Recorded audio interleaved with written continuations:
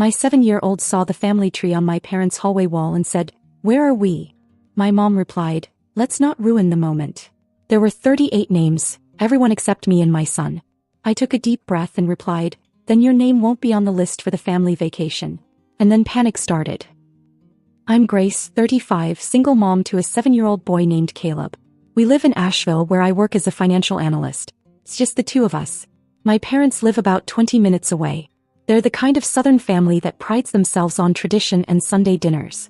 My older sister Lauren lives 5 minutes from them with her husband and their 3 kids. My younger brother Matt is married too, struggling a bit with money ever since their second baby was born. So I help out when I can. Covered their rent once. Bought them groceries more than a few times. I never thought of us as a perfect family, but I always assumed we were still a family. Until last Sunday. We were all at my parents' house for a casual get-together. Just burgers on the grill and some iced tea. Caleb disappeared down the hallway while we were catching up, and a few minutes later he called out to me, "Mom, where are we?" I walked over to see what he meant, and there he was standing in front of the big wooden-framed family tree on the wall. It's been there forever. Someone had it custom-made years ago. Painted branches, little gold nameplates, organized by generation. Everyone always made a big deal about how beautiful and detailed it was. I looked at where Caleb was pointing. And I didn't see us. 38 names spanning 5 generations. My parents, my sister and her husband, all 3 of their kids. Matt, his wife, their new baby. Even my dad's cousin who moved to Florida in 1994. But not me. Not Caleb. I scanned every inch of it. Checked under the branches. Checked the corners like maybe someone added us small or off to the side. We weren't there. That's when my mom came around the corner. She glanced at the tree, then at me and Caleb and said, "Let's not ruin the moment."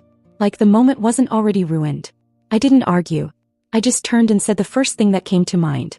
"Then your name won't be on the list for the family vacation." Her face didn't change much, but I felt the shift in the room. That quiet drop in energy, like everyone just got real still. Because they knew what that meant.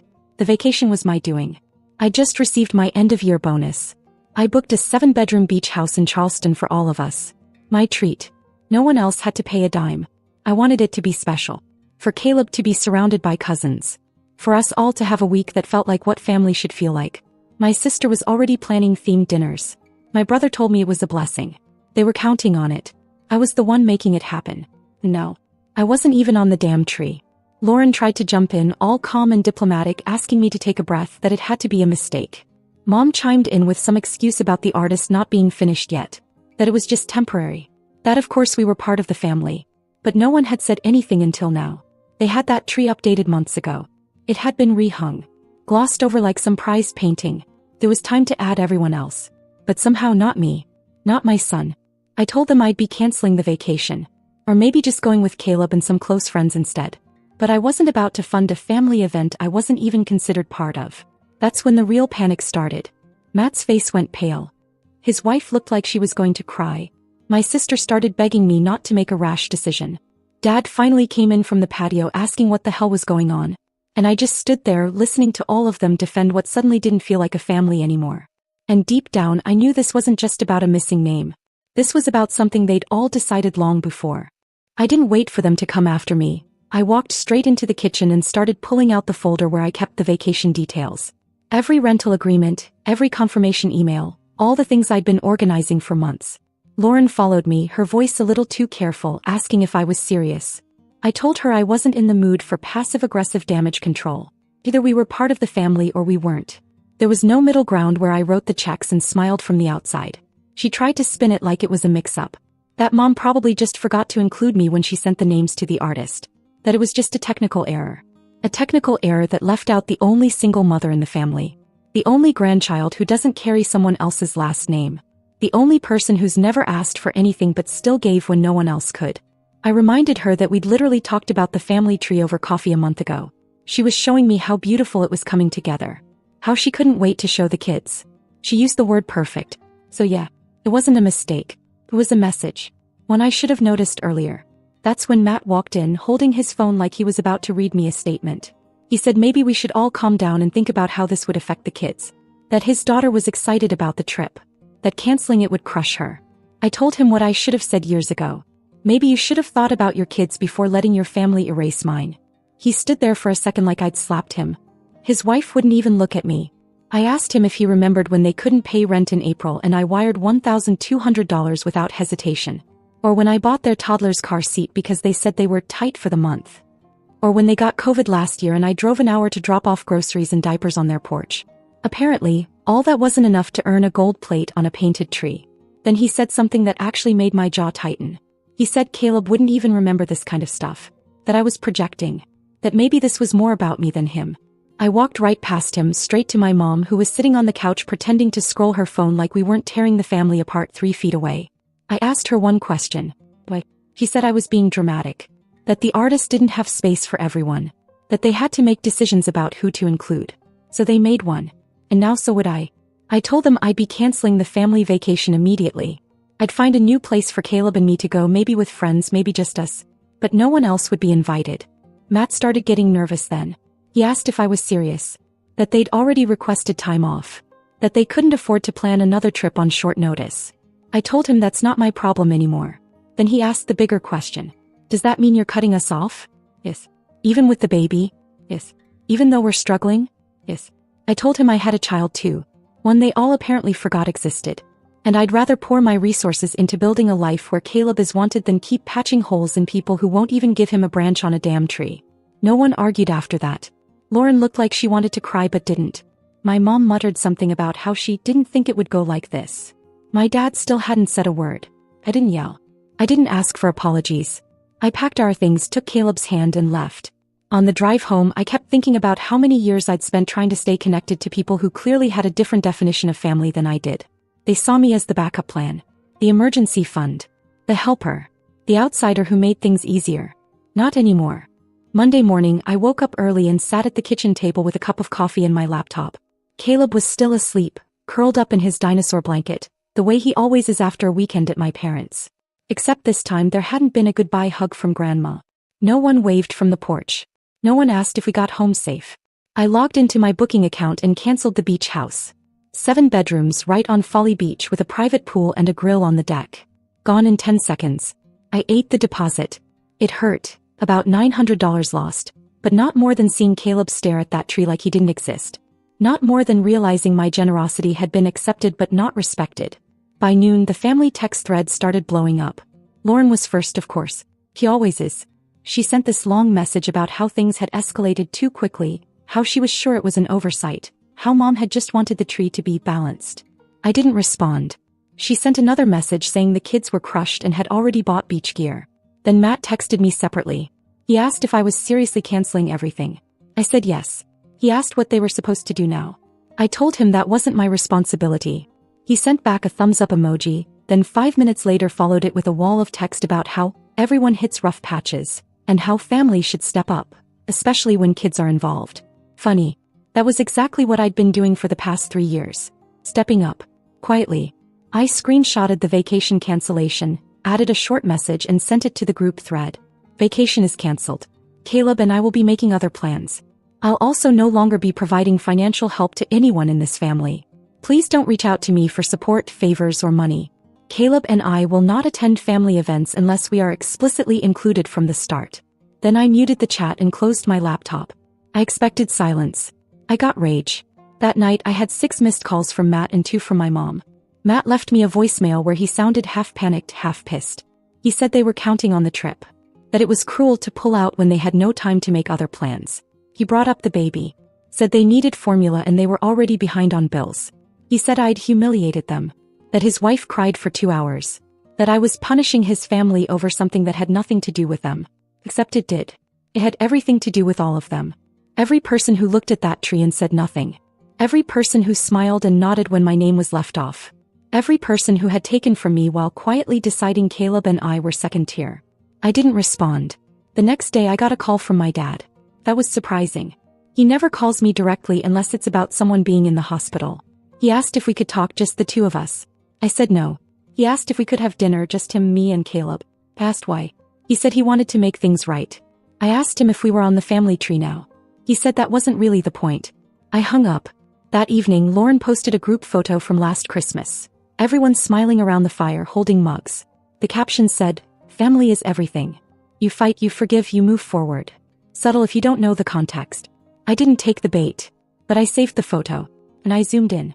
There I was, in the corner, half cropped out, holding Caleb on my lap. How long had I been invisible? That Thursday, Caleb and I were eating frozen pizza on the couch when he asked if we were still going to the beach. I told him not with everyone else, but yes, we'd still go. Just the two of us. Or maybe with friends. He thought about it for a minute, then asked if we could bring the metal detector we used at the lake last summer. I said absolutely. Later that night, I booked us a new place. Just a little 2-bedroom cottage near Tybee Island. Right on the sand. It had a porch swing and a kitchen and no one else's name on the lease. No group itinerary. No meal planning committee. No guilt-tripping texts. Just me and my son. I've done enough bending to stay connected to people who never once reached for me. Now I'm done bending. I'm building something new. For Caleb. Something where he never has to ask, where are we? Because wherever we are, we belong. The morning we left for Tybee Island, I felt a weird kind of lightness, like I was shedding something I hadn't realized I'd been dragging for years. It wasn't just the trip.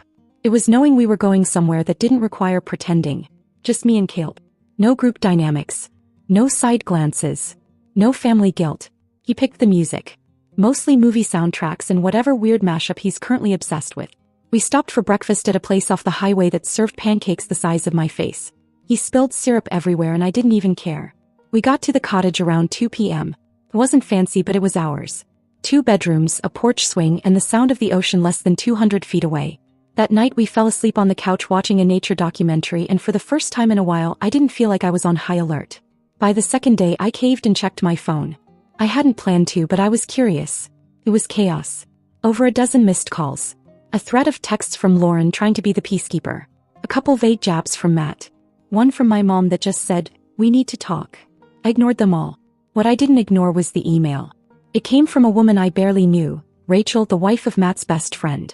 I almost deleted it thinking it was spam, but the subject line caught me off guard. "You deserve to know what's being said." The email wasn't long, but it hit like a punch to the stomach. She said she wasn't trying to cause drama, but that Matt had been talking about me. A lot. Apparently, ever since the trip got canceled, he's been going around telling people I had a meltdown. That I was unstable. Controlling. Bitter. Then he said something that made me stop reading for a full minute. He told them the reason my name wasn't on the family tree was because no one ever really knew who Caleb's father was anyway. I couldn't move. I just stared at the words. I didn't even feel anger at first. Just this cold, hollow feeling I couldn't shake. He hadn't just taken shots at me. He had gone after Caleb. A 7-year-old who had done nothing but try to belong. My son who still makes birthday cards for people who forget his. And I remembered how many times I had covered for Matt. How I had made excuses for him. Paid his bills. Held his secrets. That was over. I closed the laptop, walked outside to the porch and watched Caleb play in the sand. He had no idea. No clue that someone who called him Buddy at Thanksgiving had dragged his name through the dirt behind his back. He was digging a hole for his plastic shark and humming to himself. I promised myself then, never again. The rest of the trip I didn't check my phone once. We built sandcastles, roasted marshmallows on the stove and watched the waves roll in. On our last night we sat on the porch and I asked Caleb what he wanted to do for our next adventure. He said, somewhere cold. Maybe with snow. So snow it would be. When we got home I started organizing things. I printed the email. Then I pulled bank statements and printed every transaction I'd made to help Matt over the last 3 years. Rent payments. Grocery money. That time I covered their car insurance so they wouldn't lose their vehicle. Came out to over $14,000. Then I did something I should have done a long time ago. I called my Uncle Alan. He's my mom's brother. The quiet one in the family, not big on drama but always observant. He's also on the board of a private elementary school here in Asheville. One that I've had my eye on for Caleb for over a year, but never thought I could ask for help with. I told him everything. Not just the tree. Not just the vacation. The years of being left out, the financial help no one acknowledged, and finally what Matt had said. He didn't interrupt. He didn't try to play both sides. He just said one thing. You've been carrying them longer than they ever carried you. Then he told me to expect a call from the school's director. I hung up and felt different. Not vindicated. Not even angry. Just grounded. Like the dust had finally settled and I could see everything clearly. For years I thought the right thing was to keep peace. To stay quiet. To be the helper, the bridge, the reliable one. But now I see what happens when you stay quiet too long. People start writing your story for you. Not anymore. 2 days after I talked to Uncle Alan, the school called. A woman named Jennifer from the admissions office introduced herself and said she'd love to schedule a tour for Caleb. No waiting list. No forms to battle. No long-winded pitch. She just said, "Uncle Alan speaks very highly of you. We'd love to meet your son." That call did something to me. It wasn't just about the school. It was about hearing those words, "We'd love to meet your son." No hesitation. No weird pauses. No pretending we didn't exist. I hung up, sat back and just breathed. Then came the knock. It was my mom. No warning. No text. Just her standing on my porch with a Tupperware container and that same rehearsed smile I'd seen her wear at every family event when something was about to be brushed under the rug. I didn't invite her in. She said she had leftovers. I told her we didn't need any. She hesitated, then asked if we could talk just for a minute. I stood in the doorway, Caleb in the back room playing video games. She glanced past me like she wanted to catch a glimpse of him. I didn't let her. She said they were going to have my name and Caleb's added to the family tree. Like that was supposed to fix it. She said it quietly like it was some kind of gift. A peace offering. I just stared at her. I didn't say thank you. I didn't say anything. Because in my head I was remembering every Christmas Caleb and I sat on the edge of things. Every birthday where his name was an afterthought. Every time I saw my siblings being celebrated while I was asked to understand why there wasn't room for more. She went on about how they'd talked it over, how they didn't mean for it to hurt, how the tree was supposed to be a simple project. Simple, I said. And yet you managed to make it so complicated. She tried to pass me the food again. I didn't take it. Then she asked a question I wasn't expecting. "What do you want from us?" And for once I gave the exact answer I always should have. Nothing. Because it wasn't about wanting more. It was about wanting respect. Inclusion. Acknowledgement. But when those things have to be asked for, begged for, they lose their meaning. She stood there a minute longer holding the food. Then she left. The next day something else unexpected happened. There was a letter in my mailbox. Handwritten. No return address, but I recognized the handwriting immediately. It was from Matt. I hadn't spoken to him since the fight. I assumed he was still spinning the story to anyone who'd listen. But this letter wasn't what I expected. It wasn't long. And it wasn't clean. He didn't defend himself. He didn't beg. He just said he was sorry. He said he knew he crossed a line when he talked about Caleb. That it was cruel, that he said it out of spite. And that even though he hated himself for it, he wouldn't blame me if I never spoke to him again. He admitted he'd been telling people I lost it. That I was trying to control everyone. He said the truth was, I had every reason to walk away. That he knew I'd helped him more times than he deserved. Then he wrote something I wasn't ready for. "I got used to you always showing up. I never asked why you did. I just assumed you would. I think that's what broke everything. I started expecting it instead of being grateful for it." He said he missed Caleb. That his daughter had been asking where her cousin was. That she didn't understand why we weren't around. He ended it by saying, "I'd like to start over if you let me. I know I don't deserve it. But I'd like to try." I read the letter twice.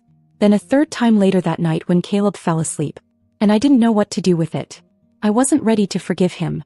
I wasn't sure I trusted him. But I believed one thing, that letter wasn't for show. It wasn't like my mom's performative fix-it speech. It wasn't like Lauren's texts full of fake neutrality. It felt raw, clumsy, human. He'd never been that honest with me in his life. I didn't call him. I didn't write back. But I didn't throw it away either. Instead, I tucked it into the same folder where I'd saved the screenshots, the receipts, the printed email from Rachel. But this time it didn't feel like evidence. It felt like the start of something different.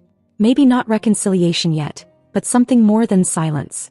I wasn't holding my breath. I wasn't waiting on change. But for the first time in weeks, the anger inside me didn't feel like it was burning through my skin. It just sat there, quiet, waiting. And maybe, just maybe, that was the beginning of something new. I had already made peace with not seeing any of them again. That was my quiet decision after everything. I had no dramatic speech planned, no final confrontation, just a slow fade out. I was building a new life. More intentional, more honest, smaller but real. And I liked it that way. So when Caleb came home from school holding a construction paper birthday invitation, I didn't even flinch. I assumed it was from one of his classmates. I didn't expect it to be from my niece, Matt's daughter. The handwriting on the envelope was crooked, her name written in purple marker with glitter around it. Inside was a folded invite for her 8th birthday party at the community park near the old elementary school. The one we used to walk to after church on Sundays, back when we were still pretending everything was fine. Caleb lit up like it was Christmas morning. I hadn't seen him smile like that in weeks. He asked if we could go. He said he missed her. That they used to be cousin best friends, and they needed to play catch up. I wanted to say no. Everything in me wanted to say no. But then I looked at him. And I realized I'd protected him from enough. Maybe it was time to let him decide if he wanted to reconnect. This wasn't about me anymore. Not this part. So I told him we'd go. Just for an hour. The park was already busy when we pulled in. Streamers, balloons, folding tables, a unicorn piñata. Matt and his wife went all out. I parked across the lot and considered leaving my sunglasses on the whole time. The tension in my stomach didn't ease even when Caleb ran off to join the other kids, already laughing, already back in his world. I stayed on the edge of it all, arms crossed, phone in hand, watching. Matt spotted me after about 15 minutes. He was by the food table holding a bottle of soda and talking to his wife's sister. He froze for a second. Then slowly he walked over. No crowd. No spectacle. Just him. He said, "Thanks for coming." I said, "We're here for Caleb." He nodded. Then reached into his back pocket and handed me a folded sheet of paper. It was a new printout of the family tree. Same style. Same border. But this time my name and Caleb's were there. Not squeezed in at the bottom. Not added like an afterthought. We were right where we belonged. Equal branches. I didn't say anything. I just stared at it. Matt didn't push. He said, "I know it won't fix everything. But it's a start.